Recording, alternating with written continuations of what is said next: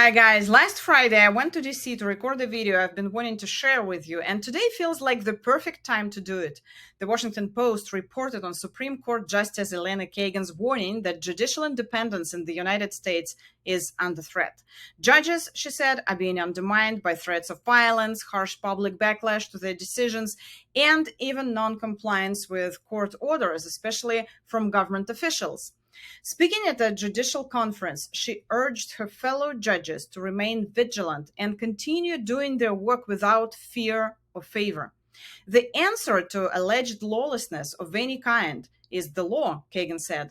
Judges simply have to do what they are required to do, to administer justice to the best of their ability, to render independent, reasoned decisions based on precedent and other laws, and to resist any of these threats. End of quote. So today I want to tell you a story about Russian-American lawyer Igor Slabykh. He practiced law in Russia for over 15 years before moving to the United States in 2016. Since March 21st, he's been coming to the U.S. District Court in Washington, D.C. every third Friday of the month to say thank you to the judges. As he puts it, they're our last hope. He started this action after social media, including the president's own account, was flooded with attacks against federal judges in late March. Much of the criticism targeted Judge James Boasberg, chief judge of the U.S. District Court for D.C., and other judges on that same court, which often hears lawsuits filed against the administration.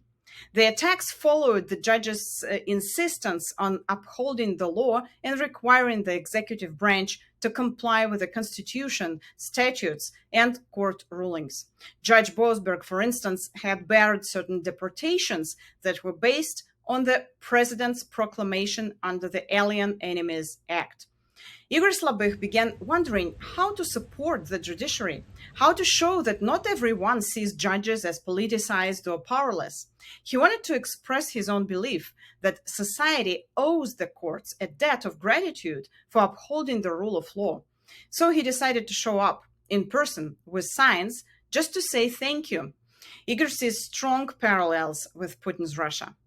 The point is that everything that is happening in the United States from the January 20th reminds me Russia a lot.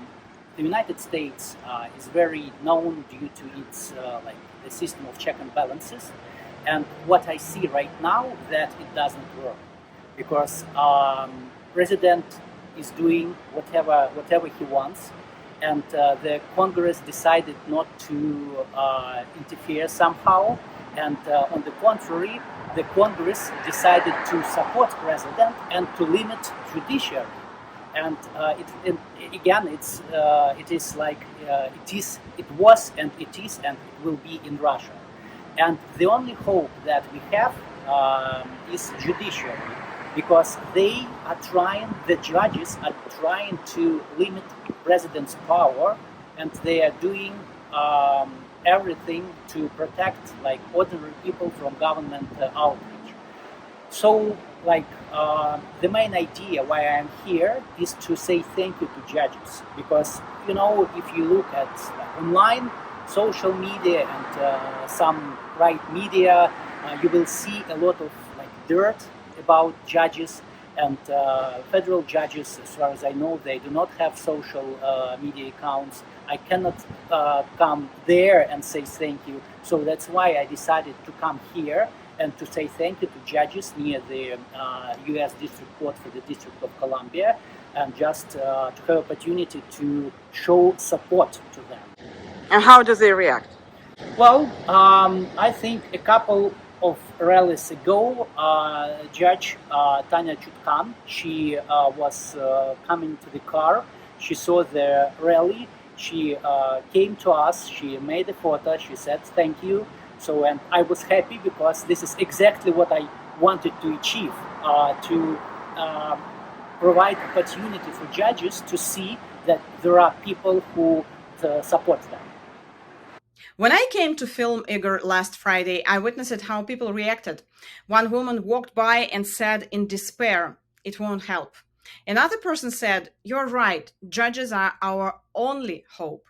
And once Igor says, A woman from another protest saw his sign, stopped, and decided to join him. Unfortunately, he doesn't remember her name.